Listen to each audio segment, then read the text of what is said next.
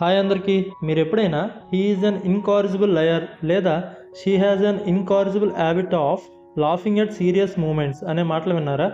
ఈ ఇన్కారిజిబుల్ అనే ఇంగ్లీష్ పదం అర్థం తెలుగులో ఏంటో, ఎలా వాడాలో ఈ వీడియోలో మనం తెలుసుకుందాం. So let's begin. దీనికి డెఫినేషన్ ఏంటంటే, one who cannot be corrected or one who is beyond reform అని. అంటే సవరించలేని, మార్చలేని అని.